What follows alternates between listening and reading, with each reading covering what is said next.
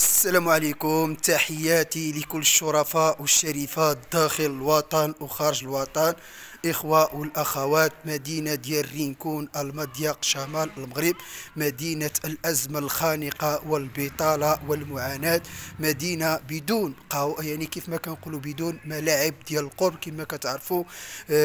مدينة يعني هي كتواجد فيها المقر ديال عمالة المضيق الفنيدق، ومع ذلك تفتقر إلى ملاعب ديال القرب.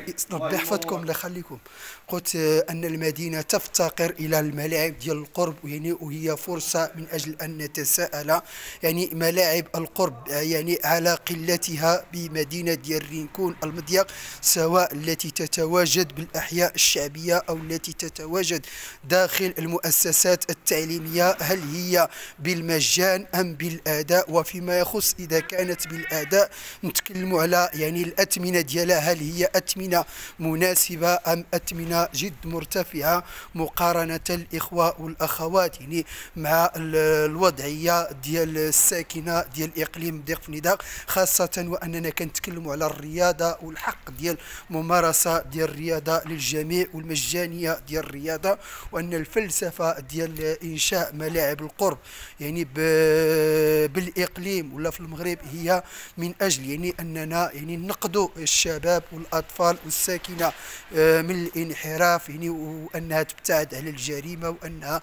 تبتعد على المخدرات. وكذلك الإخوة والأخوات نتكلم على أن الملاعب ديال القرب إخوة والأخوات يعني يجب أن تكون بالمجان حسب يعني واحد مجموعة ديال الاتفاقيات، خاصة ديال المبادرة الوطنية للتنمية البشرية، ولا كذلك واحد مجموعة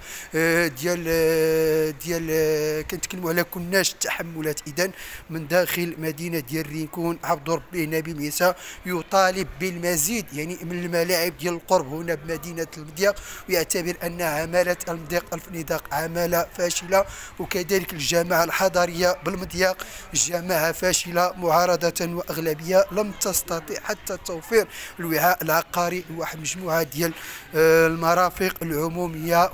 وشفنا كيف أن يعني المدينة حرمت من سوق السمك بالجملة فقط لأنها تفتقر إلى يعني كما كنقولوا تفتقر إلى الوعاء العقاري. وكذلك يعني أي مشروع كيبغي يدار هنايا في إطار المصلحة العامة تكون إخوة الأخوات يعني الذريعة، وهو أنه غياب الوعاء العقاري. إذن من داخل مدينة ديال رينكون المضيق شمال المغرب تصوروا معايا أن الجماعة ما قدرت أنها توفر حتى الأرض، فما بالك أنها توفر فرص الشغل ديال استثمارات وتنمية المدينة. إذن من داخل مدينة ديال رينكون المضيق شمال المغرب، رينكون يا جوهرة خرجوا عليك المسؤولين الفاشلين واللي من الإنجازات ديالهم فقط وهو طرد موظف عمومي لأنه يعني يتفاعل مع القضايا لا الإنسانية، القضايا كذلك الوطنية، وكذلك القضايا التي تهم الشأن المحلي. تحياتي.